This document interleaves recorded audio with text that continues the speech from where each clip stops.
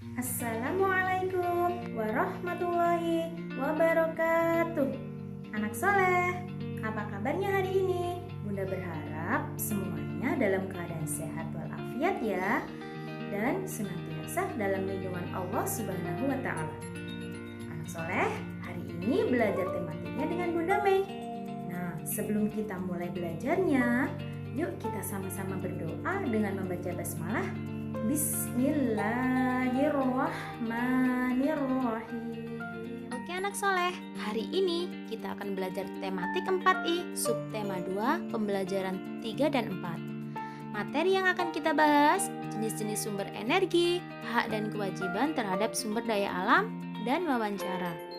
Nah, tujuan pembelajaran kita hari ini adalah agar kita mengetahui jenis-jenis energi yang dimanfaatkan oleh manusia, agar kita dapat melaksanakan hak dan kewajiban sebagai warga masyarakat terhadap sumber daya alam.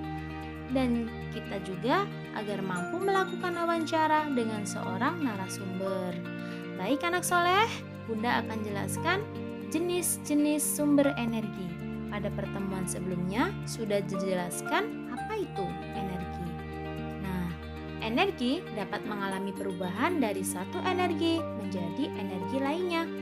Energi dimanfaatkan oleh manusia dalam kehidupan sehari-hari. Anak soleh, energi apa aja yang dimanfaatkan manusia dalam kehidupan sehari-hari? Nah, berikut penjelasannya. Yang pertama, energi panas. Energi panas sumbernya adalah matahari. Energi panas juga bisa diperoleh dari alat elektronik seperti oven, solder, dan lain-lain. Kemudian yang kedua, energi cahaya. Energi cahaya adalah energi yang membuat kita bisa melihat, dan sumber cahaya terbesar di bumi adalah matahari. Anak soleh, ketika malam hari kita juga dapat mendapatkan cahaya. Dari apa? Dari sinar lampu, dari lilin, bisa juga dari lentera. Kemudian yang ketiga, sumber energi bunyi adalah energi yang dihasilkan dari benda yang bergetar. Contohnya seperti gitar, seruling, dan lain-lain. Nah, energi bunyi sangat bermanfaat bagi manusia. Dengan bunyi, kita dapat saling berkomunikasi. Selain itu, bunyi juga dapat menghasilkan musik yang menghibur kita. Selanjutnya, energi listrik. Energi listrik adalah energi yang memiliki arus listrik sehingga dapat menghidupkan alat elektronik. Nah, contohnya ketika kita menggunakan setrika, energi listrik akan diubah menjadi energi panas. Selanjutnya, energi gerak. Energi gerak adalah energi yang dimiliki oleh benda yang bergerak. Sumbernya adalah angin, air mengalir, kipas angin, dan lain-lain. Energi gerak juga bermanfaat dalam kehidupan manusia. Energi gerak ini berguna menggerakkan perahu layar, menggerakkan kincir air, dan menggerakkan kincir angin.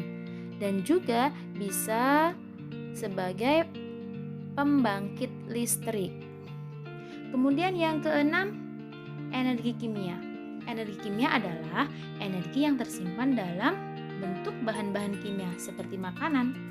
Bahan makanan menyediakan energi bagi tubuh kita.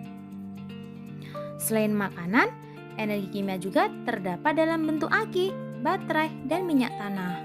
Nah, bahan kimia dalam baterai dan aki dapat menghasilkan listrik sehingga dapat digunakan sebagai sumber energi pada peralatan seperti jam, remote TV, dan kendaraan bermotor.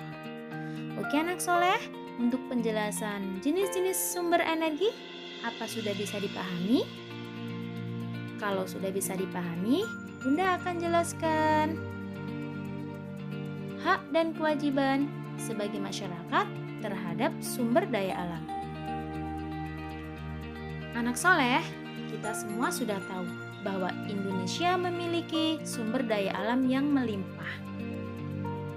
Contohnya seperti sumber daya alam tumbuhan, gas alam, batu bara, minyak bumi, dan lain-lain. Nah, tugas kita sebagai warga negara adalah menjaga, dan memanfaatkan sumber daya alam tersebut dengan bijak, agar masyarakat sejahtera dan dapat menikmatinya secara terus-menerus.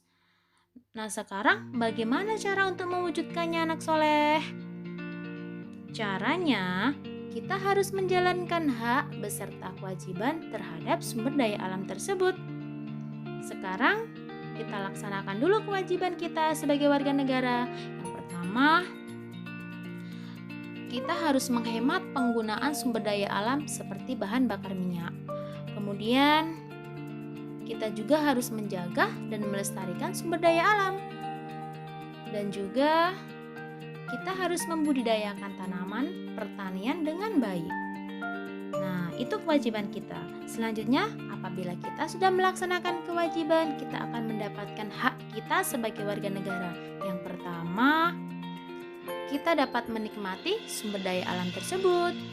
Kemudian, kita dapat memakai dan memanfaatkan sumber daya alam. Dan kita juga dapat memanfaatkan hasil pertanian sebagai bahan makanan. Oke, anak soleh, bisa dipahami untuk materi hak dan kewajiban? Kalau sudah, Bunda akan lanjutkan ke materi berikutnya, wawancara. Masih ingat gak nih mengenai wawancara? Bunda akan review lagi ya. Wawancara merupakan kegiatan mengumpulkan informasi dari seorang narasumber untuk mendapatkan informasi mengenai suatu topik. Anak soleh, orang yang melakukan wawancara disebut pewawancara, sedangkan orang yang diwawancarai disebut narasumber. Pada pertemuan sebelumnya, Bunda sudah jelaskan langkah-langkah yang perlu dilakukan sebelum melakukan wawancara. Nah, apa itu anak soleh? Masih ingat nggak? Yang pertama, kita tentukan topiknya terlebih dahulu. Kemudian, kita tentukan narasumbernya siapa. Setelah itu, kita buat daftar pertanyaan. Dan jangan lupa menyiapkan alat tulis untuk mencatat jawaban. Nah, ketika melakukan wawancara, jangan sampai lupa mengucapkan salam terlebih dahulu dan mengucapkan terima kasih setelah selesai wawancara. Nah, untuk materi wawancara cukup sampai di sini. Apakah bisa dipahami anak soleh? Kalau belum paham, anak soleh boleh ulang lagi materinya dari awal sampai selesai. Oke anak soleh, pertemuan kita hari ini cukup sampai di sini ya. Kita lanjutkan pada pertemuan berikutnya. Jangan lupa jaga kesehatan dan tetap istiqomah dalam ibadah agar kita senantiasa selalu dalam lindungan Allah Subhanahu wa Ta'ala. Bunda akhiri, wassalamualaikum warahmatullahi wabarakatuh.